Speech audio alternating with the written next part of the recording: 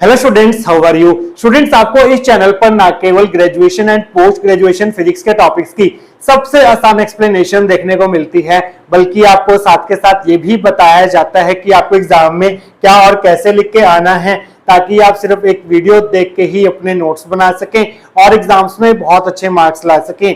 इसी कैटेगरी में आगे बढ़ते हुए आज हम बात करेंगे BSc third same electricity and magnetism unit 3 के एक और इंपॉर्टेंट टॉपिक के बारे में, जिसका नाम है self induction and coefficient of self induction.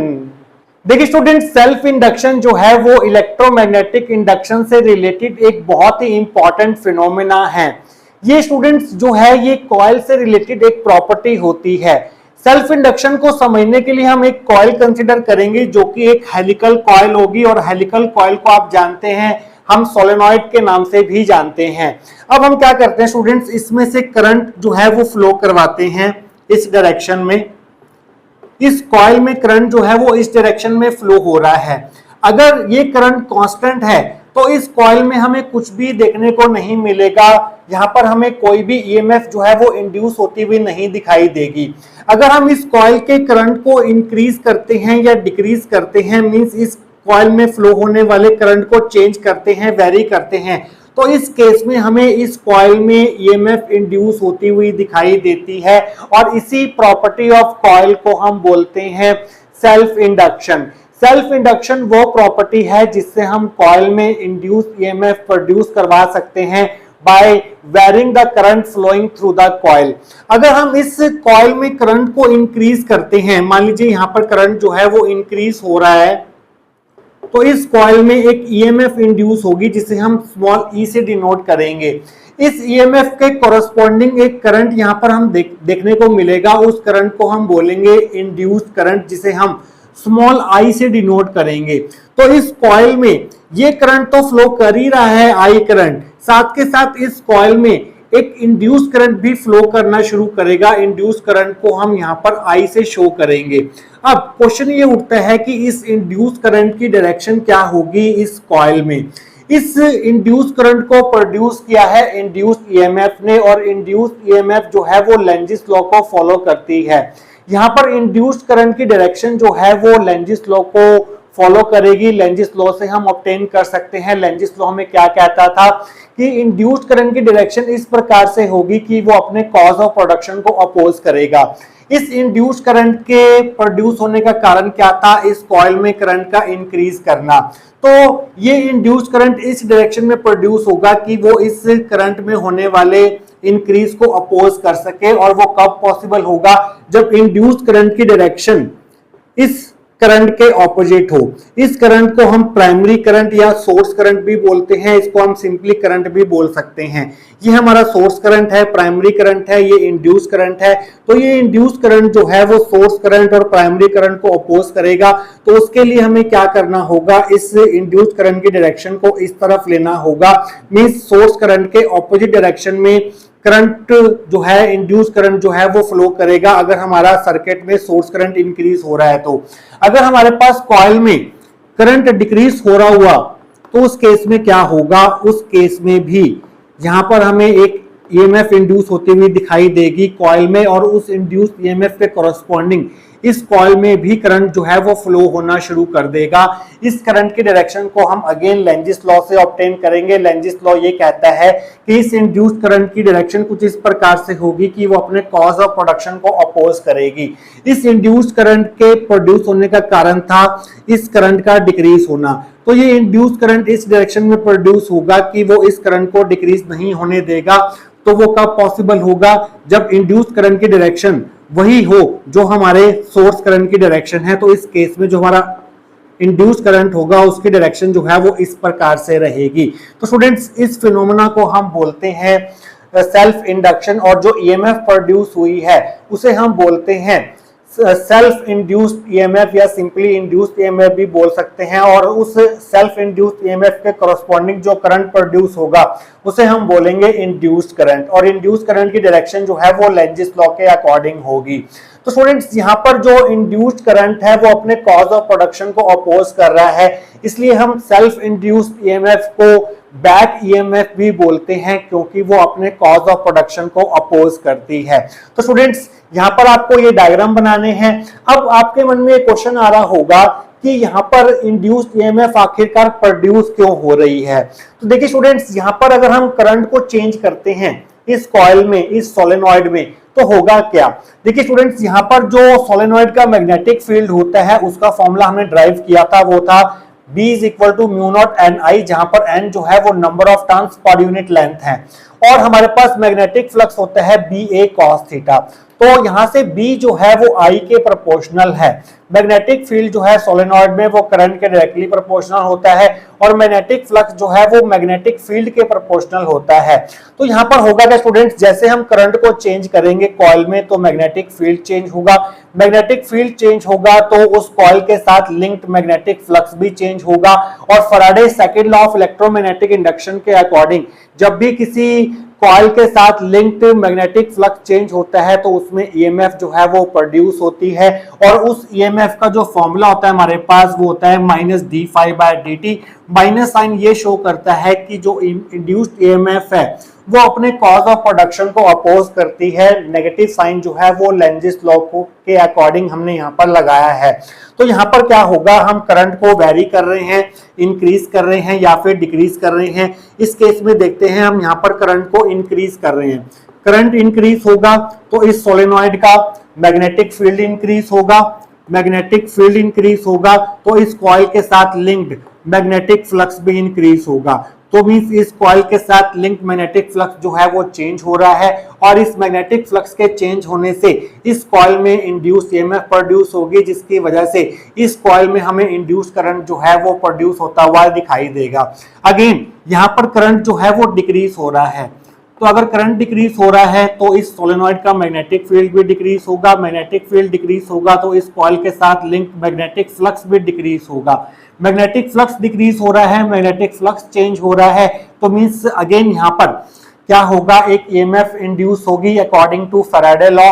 तो उस इंड्यूस्ड ईएमएफ के कारण इस कॉइल में अगेन एक करंट जो है वो इस डायरेक्शन में फ्लो करना शुरू कर देगा, क्योंकि ये करंट जो है इस कॉइल में करंट को डिक्रीज नहीं होने देगा, सोर्स करंट को डिक्रीज नहीं होने देगा, ये उसको बढ़ाने की कोशिश करेगा, अपने कॉज ऑफ प्रोडक्शन को अपोज करेगा। तो ये है basic idea about self induction. Self induction की डेफिनेशन देखेंगे, साथ के साथ सेल्फ इंडक्शन के कारण जो ईएमएफ इंड्यूस हुई है उसका हम फॉर्मूला देखेंगे, क्या फॉर्मूला निकल के आएगा, और साथ के साथ हम कोफिशिएंट ऑफ सेल्फ इंडक्शन के बारे में पढ़ेंगे और उसकी डेफिनेशन और उसके एसआई यूनिट को स्टडी करेंगे। तो स्टूडेंट्स आइए देखते हैं कि अगर एक क्वेश्चन आपको एग्जाम में पूछा जाता है तो इसकी थ्योरी को आप कहां से स्टार्ट करके आएंगे, आइए अब वो देख लेते हैं। तो स्टूडेंट्स सबसे पहले हम डिफाइन करेंगे सेल्फ इंडक्शन को। It is the property of the coil due to which an opposing EMF is induced across it due to change of magnetic flux through the same coil by means of varying current flowing through it। तो self induction क्या है? Self induction एक coil की property होती है जिसके कारण उसमें हमें एक इंड्यूस ईएमएफ प्रोड्यूस होती हुई दिखाई देती है, और वो इंड्यूस ईएमएफ कब प्रोड्यूस होगी, जब इस कॉइल में फ्लो हो रहा करंट जो है वो वेरी होगा, चेंज होगा, जिसके कारण क्या होगा, इस कॉइल के साथ लिंक्ड मैग्नेटिक फील्ड चेंज होगा, मैग्नेटिक फील्ड चेंज होगा, और उसके कारण हमारे पास क्या होगा, इसका मैग्नेटिक फ्लक्स चेंज होगा। और हम जानते हैं कि जब भी मैग्नेटिक फ्लक्स चेंज होता है लिंक विद द कॉइल तो वहां पे हमें ईएमएफ इंड्यूस होती हुई दिखाई देती है। तो ये है हमारे पास definition of self induction. If the current I is increasing in the coil then induced current small I is in opposite direction of current I. अगर हमारे कॉइल में source current, primary current increase हो रहा है तो हमारे पास जो इंड्यूस्ड करंट होगा कॉरस्पॉन्डिंग टू इंड्यूस्ड ईएमएफ वो हमेशा ऑपोजिट डायरेक्शन में होगा सोर्स करंट के। अगर हमारे पास कॉइल में करंट डिक्रीज हो रहा है, if the current I is decreasing in the coil then induced current small I is in the direction of current I. तो अगर हमारे पास कॉइल में primary current, source current decrease हो रहा है तो इंड्यूस करंट जो है वो इसी डायरेक्शन में होगा ताकि वो इस करंट को डिक्रीज ना होने दे। इंड्यूस करंट जो है वो हमेशा लेंजिस लॉ को ओबे करेगा और लेंजिस लॉ के अकॉर्डिंग इंड्यूस करंट की डायरेक्शन जो है वो इस प्रकार से होगी कि वो अपने कॉज ऑफ प्रोडक्शन को अपोज करे। तो स्टूडेंट्स ये दो पॉइंट्स आप ध्यान रखेंगे। कहने का मतलब ये है कि जो हमारे पास इंड्यूस्ड ईएमएफ होती है, सेल्फ इंड्यूस्ड ईएमएफ होती है, वो इंक्रीजिंग करंट को अपोज करती है और डिक्रीजिंग करंट को क्या करती है, सपोर्ट करती है, अपने कॉज ऑफ प्रोडक्शन को अपोज करती है। कहने का मतलब ये है। तो सेल्फ इंडक्शन को हम दूसरे वर्ड्स में कुछ इस तरह से भी एक्सप्लेन कर सकते हैं, the phenomena in which the changing current in a coil induces an EMF in itself is called self induction. Self induction वो फिनोमेना है जिसके कारण कॉइल में करंट चेंज करने पर हम उसमें ईएमएफ जो है वो इंड्यूस करवा सकते हैं। इस फिनोमेना को हम बोलते हैं self induction. Derivation of self induced EMF और बैक ईएमएफ। अब जो यहाँ पर ईएमएफ इंड्यूस्ड होगी जिसे हम सेल्फ इंड्यूस्ड ईएमएफ या बैक ईएमएफ बोलते हैं, उसका एक्सप्रेशन क्या होगा, उसके लिए हम क्या करेंगे, इस सर्किट डायग्राम जो है वो कंसिडर करेंगे। यहाँ पर हमने एक कॉइल ली है जिसमें हमारे पास n नंबर ऑफ टर्न्स है, capital N number of turns है, और इसे हमने एक कोर के ऊपर जो है वो वाउंड किया हुआ है। इस कॉइल को हमने एक बैटरी के साथ कनेक्ट किया हुआ है, साथ में हमने सीरीज में एक की लगा रखी है, और इस कॉइल में करंट को चेंज करने के लिए हमने यहाँ पर वेरिएबल रेजिस्टेंस लगा रखा है, और इस वेरिएबल रेजिस्टेंस को हम रियोस्टेट बोलते हैं, जिसको हम RS से डिनोट करते हैं। इस वेरिएबल रेजिस्टेंस की हेल्प से हम करंट को चेंज कर पाएंगे और करंट को चेंज करके इसमें ईएमएफ जो है वो इंड्यूस करवा पाएंगे। हमें पता है I इज इक्वल होता है हमारे पास V/R। तो अगर हम R को वेरी करें तो हम यहाँ पर I को चेंज कर सकते हैं, इसलिए हमने यहाँ पर एक वेरिएबल रेजिस्टेंस या फिर रियोस्टेट लगाया है सर्किट डायग्राम में, ताकि हम इस कॉइल में फ्लो होने वाले करंट को जो है वो चेंज कर सकें।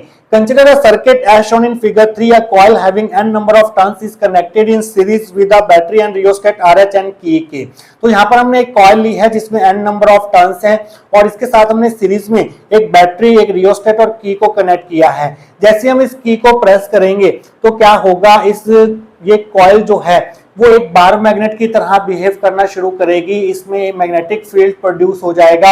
अगर हम यहाँ पर मैग्नेटिक फील्ड की डायरेक्शन को देखें तो हम राइट हैंड थंब रूल से मैग्नेटिक फील्ड की डायरेक्शन का पता लगा सकते हैं।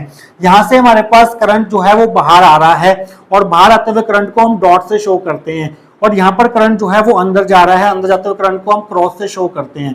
तो यहाँ पर जो आपका कर्ल ऑफ फिंगर्स है वो करंट की डायरेक्शन को बताएगा, और यहाँ पर अंगूठा जो है वो मैग्नेटिक फील्ड की डायरेक्शन को बताएगा। तो यहाँ पर ये जो करंट की डायरेक्शन है, इसकी डायरेक्शन में आपको कर्ल ऑफ फिंगर्स घुमाना है, तो आपका अंगूठा जो है वो मैग्नेटिक फील्ड की डायरेक्शन को बताएगा। तो यहाँ से मैग्नेटिक फील्ड लाइन जो है वो बाहर निकलेंगी, और यहाँ से मैग्नेटिक फील्ड लाइन जो है वो एंटर करेंगी। ये वाला फेज जो है इस सोलेनॉइड का वो नॉर्थ पोल की तरह बिहेव करेगा, और इस फेज को हम एज ए साउथ पोल जो है वो देख पाएंगे, क्योंकि हमें पता है कि करंट कैरिंग सोलेनॉइड का जो मैग्नेटिक फील्ड पैटर्न होता है वो ठीक बार मैग्नेट के मैग्नेटिक फील्ड पैटर्न से रिजेंबल करता है, वैसा ही होता है। तो स्टूडेंट्स, इसके बाद आप इस टॉपिक में और क्या लिख के आएंगे वो हम देखेंगे नेक्स्ट सेक्शन के अंदर। आइए स्टूडेंट्स देखते हैं कि आप इस टॉपिक में और क्या ऐड करके आएंगे। When key K is close, magnetic flux is produced through the coil due to current in it. जैसे आप इस की को फ्लो करेंगे तो करंट जो है वो कुछ इस डायरेक्शन में कॉइल में फ्लो होना शुरू हो जाएगा, जिसके कारण इस कॉइल में मैग्नेटिक फील्ड प्रोड्यूस होगा कुछ इस डायरेक्शन में, according to right hand thumb rule. तो यहाँ पर इसमें से, इस कॉइल में से number of magnetic field lines जो पास होंगी उसे हम बोलते हैं magnetic flux. Number of magnetic field lines passing through the coil is known as magnetic flux of the coil. तो यहाँ पर इस कॉइल के साथ एक मैग्नेटिक फ्लक्स जो है वो लिंक हो जाएगा। अभी हमारे पास क्या है, करंट अगर कांस्टेंट है, अगर हम यहाँ पर रेजिस्टेंस को कांस्टेंट करें और करंट की वैल्यू को भी कांस्टेंट करें, तो हमें यहाँ पर स्टडी मैग्नेटिक फील्ड देखने को मिलेगा, कांस्टेंट मैग्नेटिक फील्ड देखने को मिलेगा। तो इसमें से जो number of magnetic field lines pass हो रही होंगी वो भी हमारे पास क्या होंगी, कांस्टेंट हो जाएगी, जिसके कारण हमें इस कॉइल में कोई भी ईएमएफ जो है वो देखने को नहीं मिलेगी, क्योंकि ईएमएफ को इंड्यूस करवाने के लिए आपके मैग्नेटिक फ्लक्स का चेंज होना बहुत जरूरी है। तो उस मैग्नेटिक फ्लक्स को हम कैसे चेंज करेंगे, इस रेजिस्टेंस की वैल्यू को चेंज करके, इस करंट को चेंज करके हम इसका मैग्नेटिक फ्लक्स जो है वो चेंज करेंगे, वेरी करेंगे।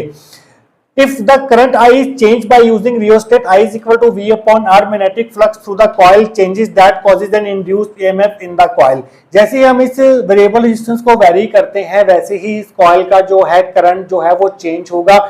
According to Ohm's law I is equal to V upon R, R को चेंज करेंगे तो I चेंज होगा। I चेंज होगा तो इस कॉइल का मैग्नेटिक फील्ड चेंज होगा। अगर इस कॉइल का मैग्नेटिक फील्ड चेंज होगा तो इस कॉइल के साथ लिंक्ड मैग्नेटिक फ्लक्स भी चेंज होगा। मींस जो हमारा मैग्नेटिक फ्लक्स होता है वो करंट के डायरेक्टली प्रोपोर्शनल होता है। करंट को चेंज करने पर मैग्नेटिक फ्लक्स जो है वो चेंज होगा। मैग्नेटिक फ्लक्स इंक्रीज होगा जब हमारा करंट इंक्रीज होगा, और करंट डिक्रीज होगा तो मैग्नेटिक फ्लक्स भी डिक्रीज होगा।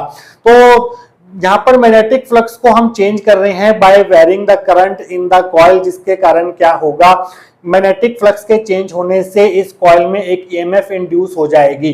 Such an EMF is called self induced EMF और बैक ईएमएफ। इस प्रकार की ईएमएफ को हम बोलते हैं self induced EMF.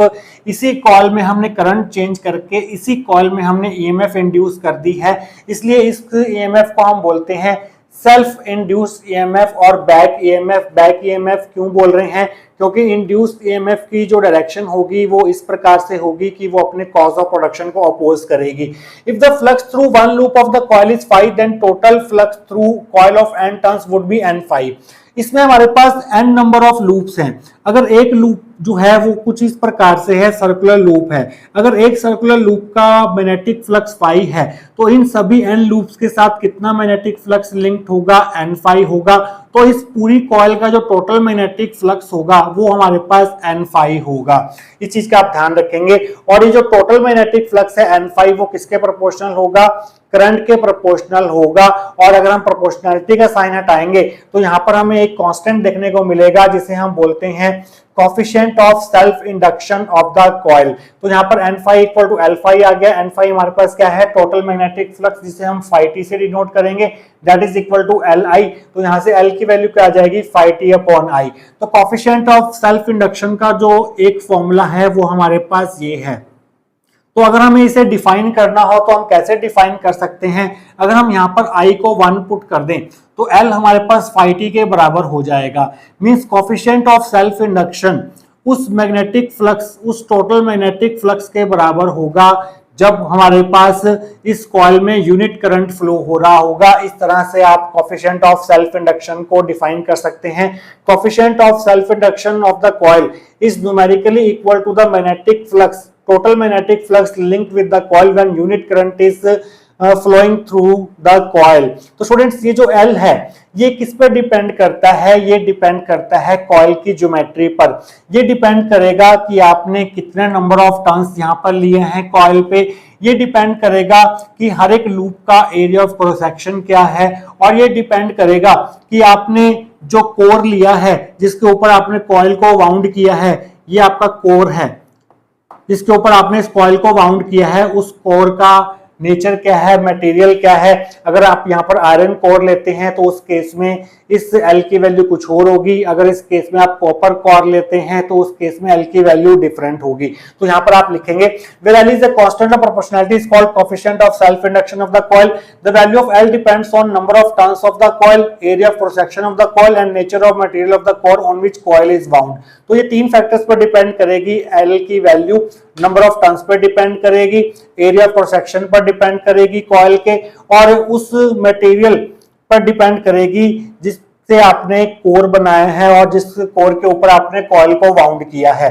Put I is equal to 1 in 1 we get L is equal to phi t। अगर आप I को 1 पुट करते हैं तो L हमारे पास phi t के बराबर आ जाएगा। तो यहाँ से आप coefficient of self induction of the coil को डिफाइन कर सकते हैं। तो इसकी डेफिनेशन क्या बनेगी, the coefficient of self induction of the coil is numerically equal to the total magnetic flux linked with it when a unit current is flowing through it. अगर इस कॉइल में से यूनिट करंट फ्लो होता है तो उस case में जो मैग्नेटिक फ्लक्स लिंक्ड होगा इस पूरी कॉइल के साथ, तो उस टोटल मैग्नेटिक फ्लक्स को हम बोलेंगे उस कॉइल का कोफिशिएंट ऑफ सेल्फ इंडक्शन। तो स्टूडेंट्स इसके आगे की डेरिवेशन हम करेंगे नेक्स्ट सेक्शन के अंदर। तो स्टूडेंट्स लास्ट सेक्शन में हमने देखा था कि जो इस कॉइल के साथ टोटल मैग्नेटिक फ्लक्स लिंक्ड होगा वो इक्वल टू Li के बराबर होगा, जहां पर L जो है वो इस कॉइल का कोफिशिएंट ऑफ सेल्फ इंडक्शन है। तो स्टूडेंट्स आइए आगे देखते हैं। According to Faraday's second law of electromagnetic induction we have, Faraday sir के second law of electromagnetic induction के अकॉर्डिंग अगर कॉइल का मैग्नेटिक फ्लक्स टाइम के साथ चेंज होगा तो उसमें ईएमएफ इंड्यूस होगी, और उस ईएमएफ की जो वैल्यू होगी वो किसके बराबर होगी, negative d phi t by d t के बराबर होगी। नेगेटिव साइन यहाँ पर लेंजिस लॉ के अकॉर्डिंग है। तो अगर हम यहाँ पर फाई टी की वैल्यू पुट कर दे एल आई, तो आपको क्या मिलेगा, E is equal to minus d L I by d t. L constant है, इसे आप बाहर ले लीजिए, E is equal to minus L d I by d t. तो अगर हम यहाँ पर इंड्यूस ईएमएफ के मैग्नीट्यूड की बात करें तो यहाँ पर मैग्नीट्यूड होगा L d I by d t. तो स्टूडेंट्स ये इक्वेशन बहुत इंपॉर्टेंट है और ये वाली इक्वेशन भी इंपॉर्टेंट है। नेगेटिव साइन ये शो कर रहा है कि जो ईएमएफ इंड्यूस होगी वो अपने कॉज ऑफ प्रोडक्शन को अपोज करेगी, मींस यहाँ पर ये लेंजिस लॉ को फॉलो करेगी। अगर यहाँ पर करंट जो है वो इंक्रीज हो रहा होगा, मान लीजिए करंट जो है अगर यहाँ पर इंक्रीज हो रहा है तो क्या होगा, यहाँ पर जो इंड्यूस्ड ईएमएफ होगी E, उससे कोरोस्पॉन्डिंग जो हमारे पास इंड्यूस्ड करंट होगा उसकी डायरेक्शन कुछ इस प्रकार से होगी कि वो इस इंक्रीज इन करंट को अपोज करेगी। तो उसके लिए क्या होगा, इस करंट को इस करंट के ऑपोजिट डायरेक्शन में फ्लो होना होगा। हमारे फिगर के अकॉर्डिंग करंट जो है वो इस डायरेक्शन में फ्लो हो रहा है, सोर्स करंट प्राइमरी करंट जो है उसकी डायरेक्शन ये है। तो हमारा जो इंड्यूस करंट होगा उसकी डायरेक्शन जो है वो इस तरफ होगी इस केस में, क्योंकि इस इंड्यूस करंट को इस करंट को अपोज करना है अकॉर्डिंग टू लेंजिस लॉ, अपने कॉज ऑफ प्रोडक्शन को ही अपोज करना है। तो अगर हम यहाँ से L की वैल्यू निकालें तो वो आ जाएगी magnitude of E by D I by d T. अगर हम यहाँ पर D I by d T को 1 ले लें, मीन्स अगर rate of change of current coil में 1 है तो यहाँ पर L जो है वो मैग्नीट्यूड ऑफ इंड्यूस्ड ईएमएफ के बराबर आ जाएगा। तो यहाँ से भी हम कोफिशिएंट ऑफ सेल्फ इंडक्शन को डिफाइन कर सकते हैं। Coefficient of self induction coil का न्यूमेरिकली किसके बराबर होगा, magnitude of self induced EMF के बराबर होगा अगर कॉइल में करंट के रेट होने का चेंज यूनिटी है। तो इसको आप इस तरह से भी डिफाइन कर सकते हैं। Hence coefficient of self induction of coil is numerically equal to the magnitude of EMF induced in the coil when rate of change of current through it is unity. अगर कॉइल में current के change होने का rate unity के बराबर है तो उस केस में कॉइल में जो ईएमएफ इंड्यूस होगा उसका जो मैग्नीट्यूड होगा वो coefficient of self induction of coil के बराबर होगा। आइए बात करते हैं ऐसा यूनिट ऑफ एल की। तो ऐसा यूनिट ऑफ एल के लिए हमें क्या लेना होगा, एल हमारे पास इसके बराबर है। तो यहाँ पर ऊपर E है और नीचे D I by d T है, E ईएमएफ है। ईएमएफ का ऐसा यूनिट होता है 1 वोल्ट और करंट का ऐसा यूनिट होता है 1 एम्पियर और टाइम का ऐसा यूनिट होता है हमारे पास 1 सेकेंड। तो अगर हम D I by d T को 1 एम्पियर अपॉन 1 सेकेंड ले लें, D I by d T को 1 एम्पियर बाय 1 सेकेंड ले लें और इंड्यूस्ड ईएमएफ को 1 वोल्ट ले लें, तो उस केस में क्या होगा, एल जो है वो किसके बराबर हो जाएगा, 1 वोल्ट बाय 1 एम्पियर पर सेकेंड के बराबर हो जाएगा और इसे हम बोलते हैं 1 हेनरी। हेनरी जो है वो यूनिट रखा गया है किसका, कोफिशिएंट ऑफ सेल्फ इंडक्शन का, in the honour of American scientist Joseph Henry, जिन्होंने इलेक्ट्रोमैग्नेटिक इंडक्शन के ऊपर बहुत सारा काम किया था, सिग्निफिकेंट काम किया था। फैराडे सर ने तो इलेक्ट्रोमैग्नेटिक इंडक्शन को डिस्कवर किया था, बट इलेक्ट्रोमैग्नेटिक इंडक्शन के ऊपर बहुत सारे जो एक्सपेरिमेंट्स है, सेल्फ इंडक्शन को जो उन्होंने इजाद किया था वो किसने किया था, जोसेफ हेनरी सर ने किया था। उन्हीं के नाम पर इस कोफिशिएंट ऑफ सेल्फ इंडक्शन का ऐसा यूनिट जो है वो 1 हेनरी रखा गया है। तो 1 हेनरी को हम कैसे डिफाइन कर सकते हैं, 1 हेनरी को हम इस तरह से डिफाइन कर सकते हैं कि अगर कॉइल में करंट के चेंज होने का रेट 1 एम्पियर पर सेकेंड है और इस के कॉरस्पॉन्डिंग जो हमें ईएमएफ इंड्यूस होती हुई दिखाई दे रही है वो 1 वोल्ट है, तो उस केस में कॉइल का कोफिशिएंट ऑफ सेल्फ इंडक्शन जो है वो 1 हेनरी कहलाया जाएगा। तो इस तरह से आप डिफाइन करेंगे। The coefficient of self induction of coil is said to be 1 henry if an induced EMF of 1 volt is produced in it when current changes at the rate of 1 ampere per second.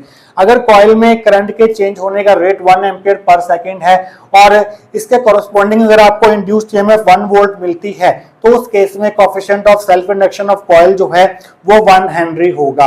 तो 1 Henry को हम एक और तरीके से भी define कर सकते हैं। फर्स्ट इक्वेशन में हमने L equal to phi t by I लिखा था। फाई टी का जो ऐसा यूनिट होता है, मैग्नेटिक फ्लक्स का ऐसा यूनिट वो 1 वेबर होता है, करंट का ऐसा यूनिट होता है 1 एम्पियर। तो उस केस में L किसके बराबर हो जाएगा, 1 वेबर बाय 1 एम्पियर के बराबर हो जाएगा और 1 वेबर बाय 1 एम्पियर को ही हम 1 हेनरी बोलते हैं। मींस अगर कॉइल में करंट जो है 1 एम्पियर फ्लो हो रहा है और कॉइल के साथ मैग्नेटिक फ्लक्स जो लिंक्ड है वो 1 वेबर है, तो उस केस में जो कॉइल का कोफिशिएंट ऑफ सेल्फ इंडक्शन होगा वो 1 हेनरी कहलाया जाएगा। तो 1 हेनरी की दूसरी डेफिनेशन आ रही है यहाँ पर, the coefficient of self induction of coil is said to be 1 henry if magnetic flux linked with it due to current flow of 1 ampere in itself equals 1 weber.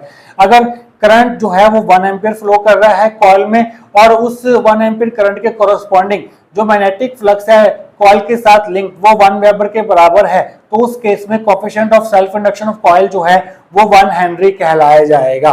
तो स्टूडेंट्स यहाँ पर आपका खत्म होता है क्या सेल्फ इंडक्शन की definition, self induction क्या होता है, what is the basic idea behind self induction, coefficient of self induction क्या होता है, जो हमारे पास सेल्फ इंडक्शन के कारण जो ईएमएफ इंड्यूस होती है उसका फॉर्मूला हमारे पास क्या होता है, इंड्यूस करंट की डायरेक्शन क्या रहने वाली है, और साथ के साथ हमने 1 हेनरी जो कि ऐसा यूनिट है कोफिशिएंट ऑफ सेल्फ इंडक्शन का उसे भी डिफाइन किया है। तो स्टूडेंट्स आई होप आपको आज का टॉपिक जो है वो अच्छे से क्लियर हुआ होगा। मिलेंगे किसी और important topic related to electromagnetic induction के साथ। Till then take care.